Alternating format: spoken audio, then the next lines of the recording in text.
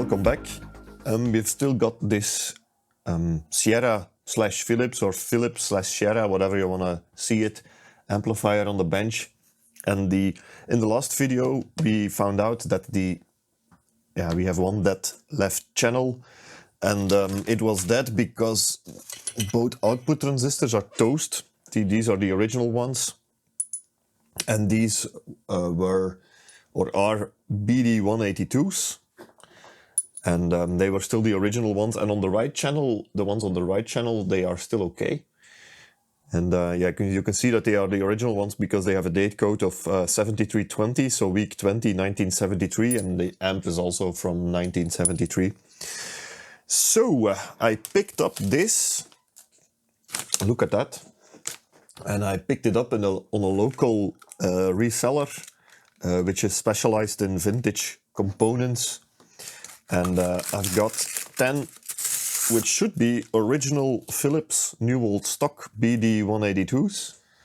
And as you see, these are from 1977, week 27. And they don't have the exact same type of printing on them, but they should be original Philips's as well. Now, that's really nice. And they just had them in stock, just off the shelf. So I'm gonna swap these guys with 2 of these. Now, the only thing which I don't really know is what this digit on the top here stands for. Number 4, see, because I have here some with number 5. I have one with a 4 and one with a 6 over here. Maybe that's a batch number or a gain rating or something, no idea, but I'm gonna use 2 similar ones, so 2 with number 5 here, and I'm gonna put these in and try to get this left channel up and running again. Now, I haven't done anything in the meantime on this amplifier because I first want to get this left channel working before I'm gonna start swapping capacitors, because I do believe that the rest of the amp is working more or less okay. I think the power supply is okay. I am gonna probably redo it and replace all the capacitors, but for the moment I just want to get it working first, at least get some audio out of the left channel, and then we're gonna start swapping capacitors. So the first thing to do is swapping out these guys. But before I'm gonna do that, I am gonna replace one thing, and that's both bias potentiometers over here, because I don't want to risk running too much current through the new transistors. So if one of these bias pots is out or misbehaving, then that might damage the new transistors. So I'm gonna do that before I power it up again. Swap these bias pots. Now, before I swap bias pots, it's a good idea to check what they are set to, more or less, so then we can put the new ones in the correct ballpark. And these are pots of 470 ohms, and let's see what they are currently set to. Is it in the screen here? Yeah, here it's in shot. So this is the left channel, the one which is blown. On that pot I measure 215 ohms. Okay. And on the right channel I measure 340 ohms. Okay. That's quite a big difference, but that's not impossible. So what I am going to do is probably set them more or less halfway. This guy here, because I won't change any other part in the output. So for the right channel, I can set it at 340 before I swap it. That's not going to be a problem because nothing will change in that channel. But for the left channel, I don't know what it needs to be when I have the outputs swapped. 216. Maybe I'll set it at 250 or 300 or something like that. The new ones that I swap in. So let me just swap these pots here, hook up the new transistors, and then we'll see if nothing blows up again. Okay, so I replaced the output, but before I power it up, I'm gonna remove these leads here that somebody attached to the amp, added to the amplifier, because I don't really trust it. Now, I don't think there's a lot wrong with this, but I don't want them here anyway, so I'm just gonna remove it. And see, these are tagged in via a couple of capacitors each, and these leads, they are just flying around loosely here. So I don't like it. I'm going to remove it. I also don't really see why you would need these. I mean, you can easily make a DIN plug adapter yourself, so it's not really needed. And I want to keep it a bit original, so I'm just going to remove these.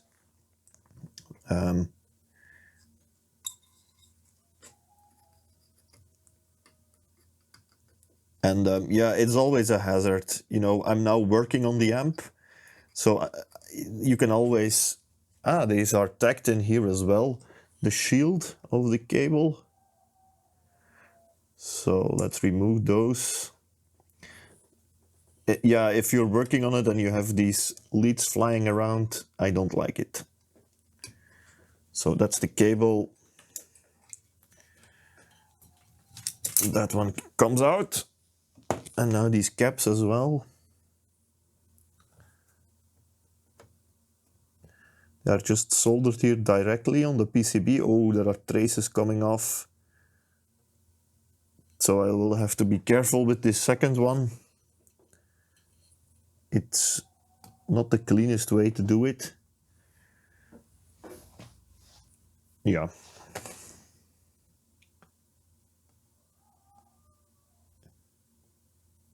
Let's just make sure, yeah, this trace is here a bit loose from the place where this was soldered on, but nothing major. Here the points where the shields have been soldered on, I'm just gonna reflow this part here a bit as well. Yeah, this trace looks fine too, so yeah, I think everything is fine. Now, what did I do? Let me quickly show you is what I wanted to say before I changed my mind. Okay, so the outputs have been replaced, and let me just go down here a bit. Okay. Right. So I replaced both bias pot with these Born's potentiometers. I think they are 25 turn. And the original ones, now that was interesting, they are bad. Well, it's time to change them out, because these were originally 470 ohm pots, and also 470 ohms is also written on them. But if I measure these end to end, then see, we're more at 600 ohms. This was the right channel, and the left channel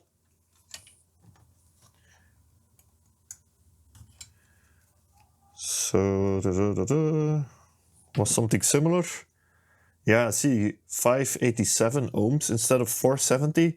So I think these will have drifted over the years. So good to replace them. So I replaced those.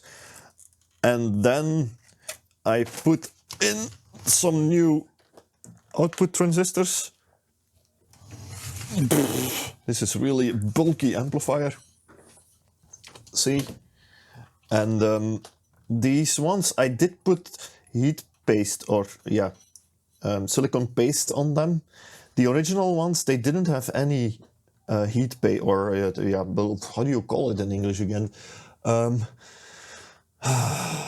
Heat sink compound. They didn't have any on those, which I found a bit weird. I don't think it can harm, so I put some silicone paste on there. just to help a bit with the dissipation of the heat, because it's really needed on that one. We'll see that later when we do the biasing.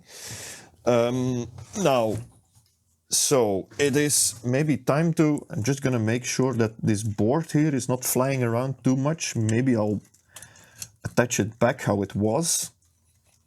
And then it's time to power it up and see if we now have a left channel. Okay, the moment of truth. I have the amp hooked up. I have both fuses replaced. I didn't have 2.5 amp slow fuses, so I put 2 amp fuses in there. I hope it'll work fine. It should work fine at low levels, no problem. Now, both were, so this one was blown. We knew all that already. And this one, there was a 3.15 one instead inside. So that's also not great. I think it was a fast fuse, however, but it should be 2.5. So I replaced that one as well with a 2 amp fuse. I have on the dim bulb limiter only one bulb of 15 watt. So that's not nearly enough, but yeah, just to start, I want to keep the restriction very high. I think I have everything hooked up correctly. So I have a 1 kilohertz tone into the auxiliary input, only on one channel. I don't know which of the two. I think it's the right channel, but I have the amp on mono, so we should have it on both channels if these outputs work as they should. Let's hope we don't have again an explosive event like with the last amp I repaired. So let's turn on the dim bulb limiter and let's turn on the amp. Okay, I have both power meters working now. That's already nice. The bulb is glowing quite brightly, but that's normal, I guess, since it's only taking 87 volts. Let's give it another bulb. That should be much better. Okay, so that's 170 volts now. I don't hear anything though.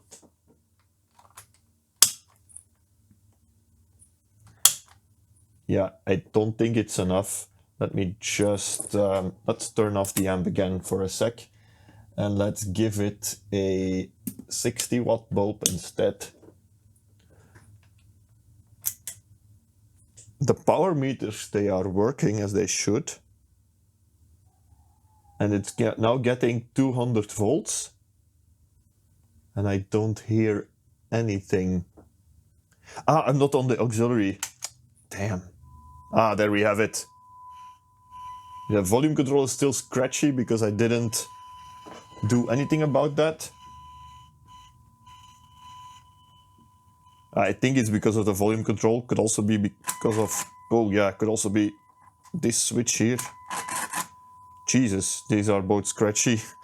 Let's have a look at the balance. Left channel. I think I have my channels mixed. Not sure actually. But it seems to work if you look at the power meters here. I don't know if that noise is oscillation or just the scratchy control. But it is in the left channel that we have this noise.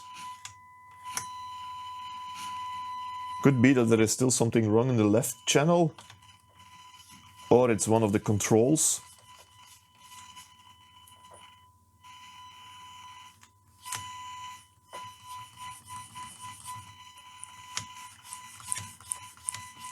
I think there is still something wrong in the left channel. If you hear that noise. Let's see if I do the balanced all the way to the right channel. The tone is quite clear. On the left channel.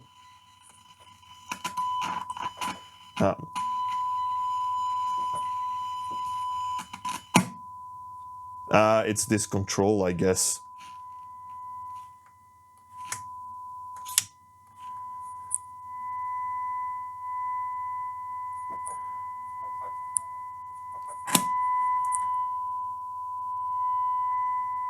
Yeah, it's all so scratchy. I really need to clean these controls here. Jesus! Yeah, see, now it's gone. Yeah, it was this control. Great! Both channels are working. That's nice. So, yeah, what's next? Cleaning the controls, perhaps? Maybe, yes. And oh yeah, the I would say the idle current, the bias, but I would like to first recap the power supply and the amplifier board before I set the bias for this amp. So I think that's gonna be quite a bit of work to do that.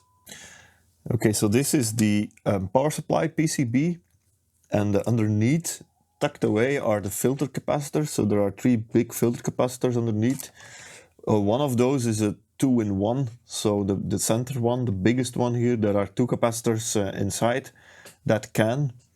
Now, taking this PCB off is going to be quite a bit of work because it's not so easily friendly serviceable. Yeah, I wanted to say not so easy serviceable and not so service friendly. So yeah, okay, whatever.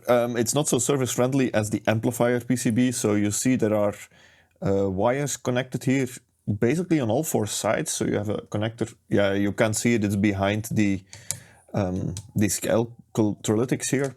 There's some pins soldered. There are some wires soldered. Here are some wires soldered.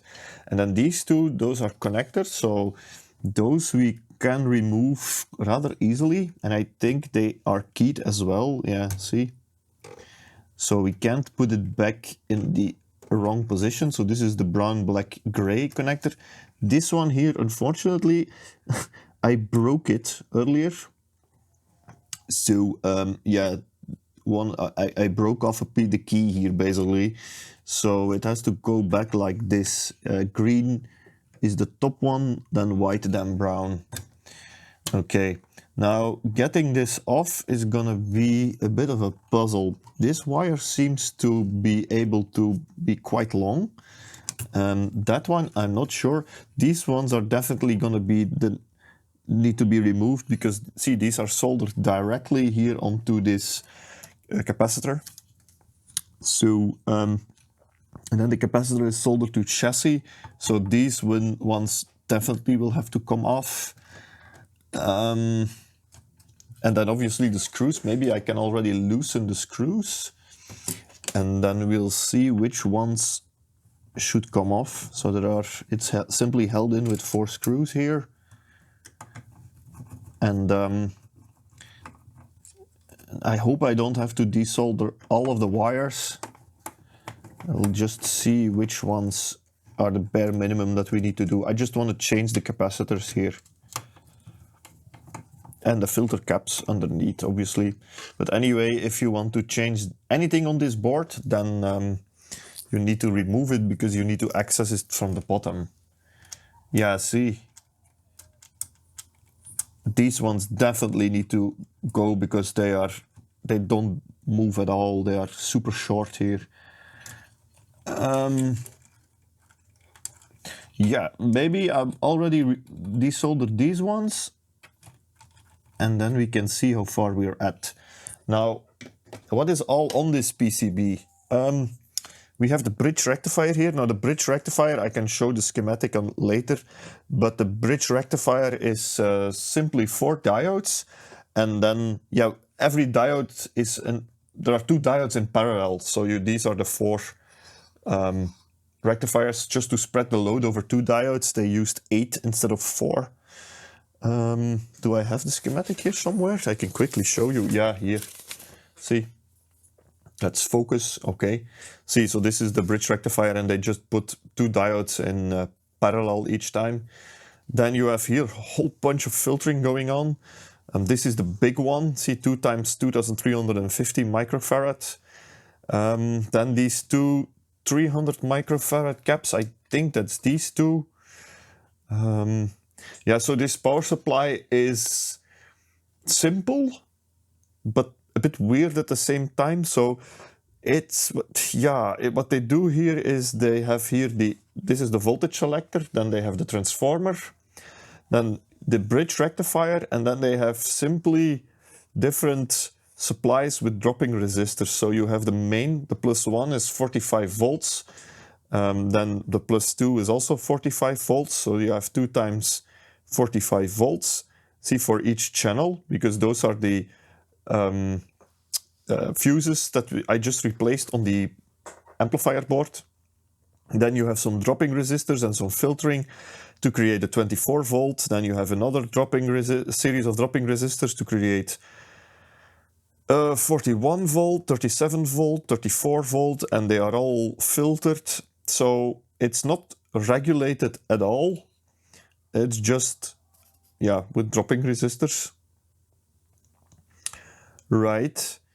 And then the second piece of the circuit, that's this top part over here, those are is a circuit for the metering. And that's, this circuit is for the right meter, I think. That's for the left meter. And those are also located on this PCB. And these potentiometers over there, they are to calibrate the meters. So that's, see this guy over here, for example.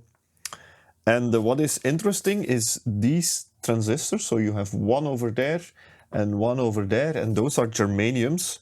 See, that's the AC127, and those are the only germanium transistors in this entire set. So yeah, sometimes these go bad, and if you have a meter which doesn't work anymore, I would suspect one of those transistors, so check those. But in my case, both meters seem to be working, so I think the AC127s are intact. This one here, which is flaking off, you might think, hey, that one is definitely bad, but nope, I measured it, it's still good. That's this guy over here. That's the dropping resistor for the dial lamps, which handles all the current of the dial lamps, so it does get quite hot, but the value is still okay. It's still 560 ohms, and I didn't mention this in the previous video, but all dial lamps are in series in this amplifier. So if one blows, all of them go out, and I think that's what happened here. I don't know which one has blown. I haven't. I'm not there yet. I will do that at a later stage, but probably one of the dial lamps is blown, and then the entire string goes out.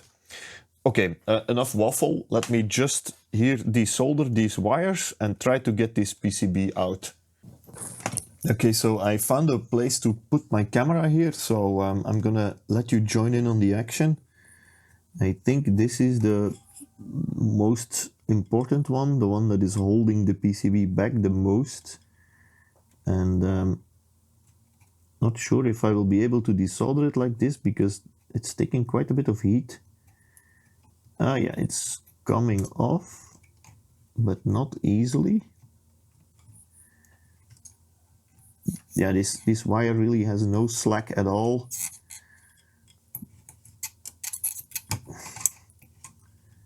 I'm just using my solder iron here to bend the lead a bit. It's not really a good practice, but okay. See that the solder tab on the PCB is coming loose faster than the wire. Okay, so that's loose.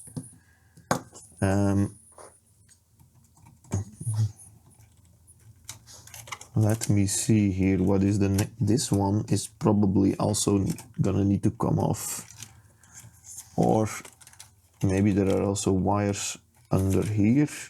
See, there are also a couple over there. These ones are definitely not a problem. These guys over here, probably also not really a problem. The thing is, I don't know about these guys over there. Where do they go to? They go underneath. Shouldn't be that much of an issue. I am going to desolder this one as well. Oh, did I just touch that wire? Because it's looking a bit touched, the black wire here, but okay. I didn't go through the insulation, so not to worry. if we break something, we can always fix it. Don't, no panic. All right, this one is also loose. So the black one was here on the right, the unshielded one was on the left.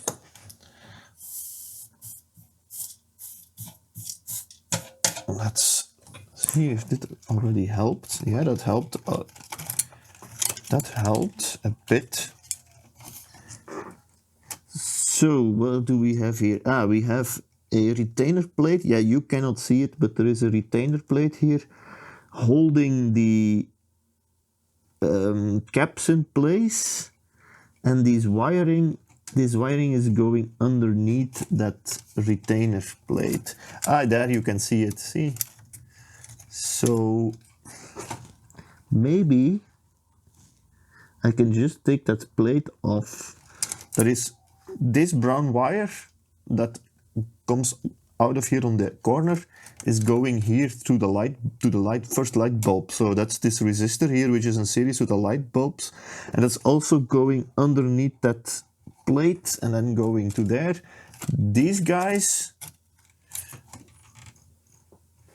that connector is coming out on this side, and it's going to, I don't know, I can't see. I can't see that. I'm gonna take out that retainer plate there, I think. Yeah, that'll fix things. Screwdriver. This will probably be in your face what I'm doing now, but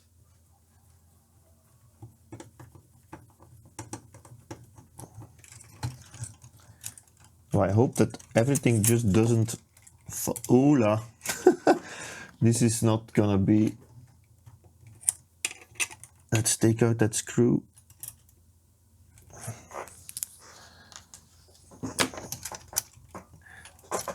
See, so we have here these. Now everything is coming loose, obviously.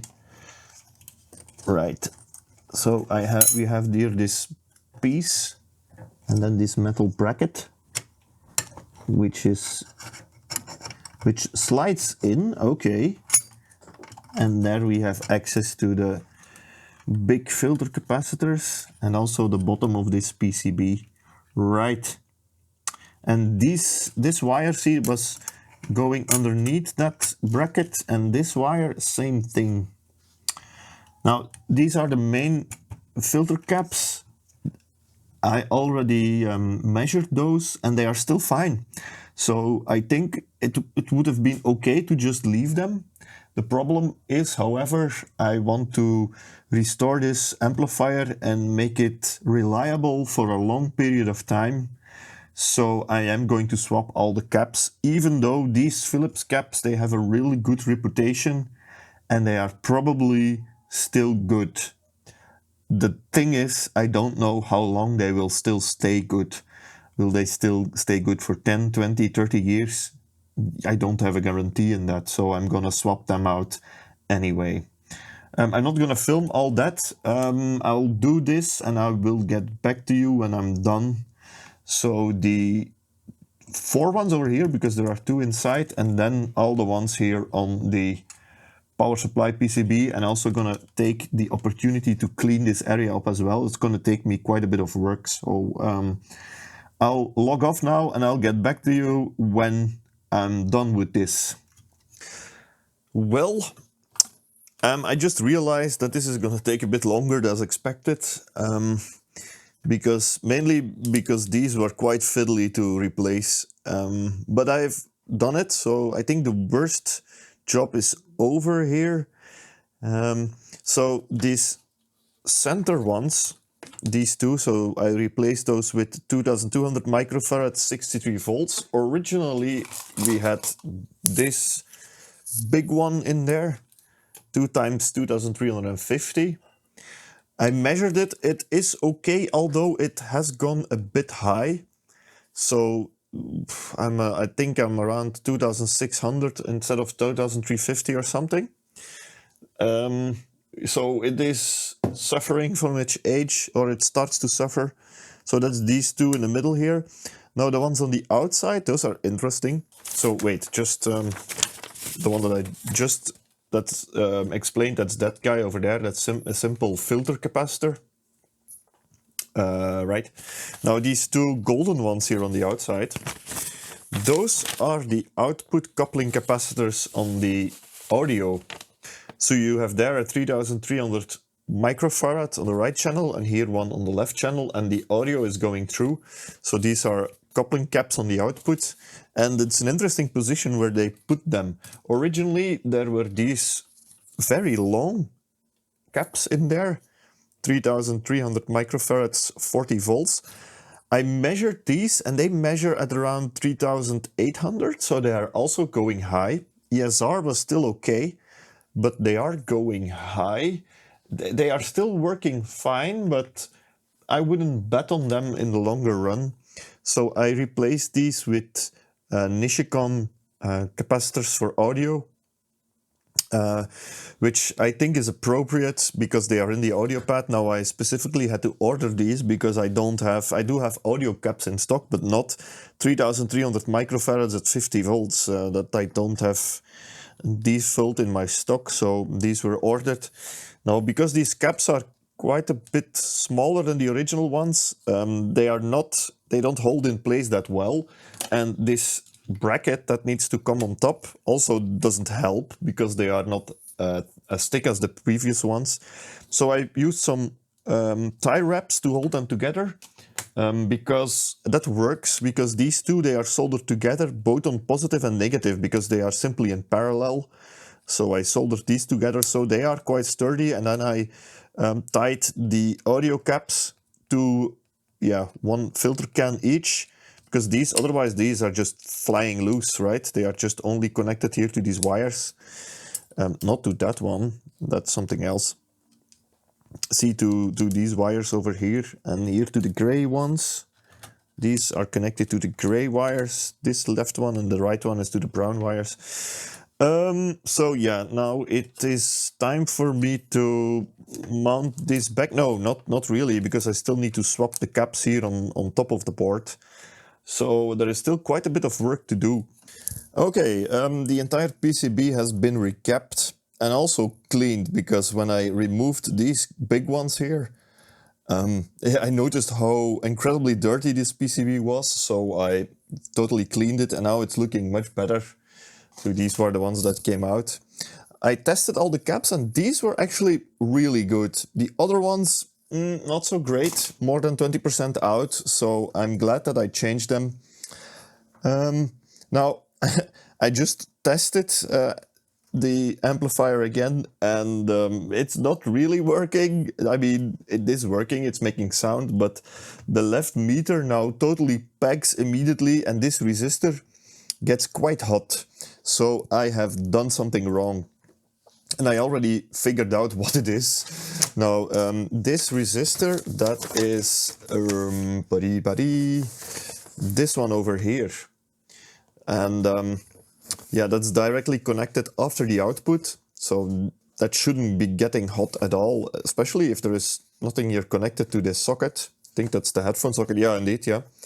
So what I did is I traced here the connections. So there is in the schematic a nice wiring diagram, and so these output caps, the 3300 microfarads here on the output, see, they are with the positive side connected to this resistor and coil network on each channel. So if I connect here my multimeter to the positive of that capacitor, I should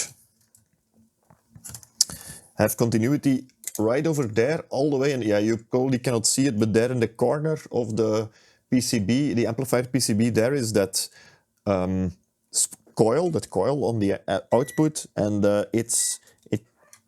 okay, it should give continuity over there, see? So that wire coming from the positive is going all the way around here and going to there. Now, if I do that on the other capacitor, if I put my lead here on the negative, yeah, see, I wired that cap in incorrectly. Now there are 3 wires, 2 of them should go to the to the negative lead, and the third one should go to the positive. So I think I incorrectly connected one of these. I think this lead should go to the other side. Yeah, probably. Let me figure this out, and then we'll test again. Okay, that's looking much better. This meter, before it was totally pegging out, so yeah, that's looking much better. The amp is working. The mains voltage here, which according to the schematic should be 45 volts, is about 44, and I have exactly 220 going in, so that looks to be fine. Yeah, great.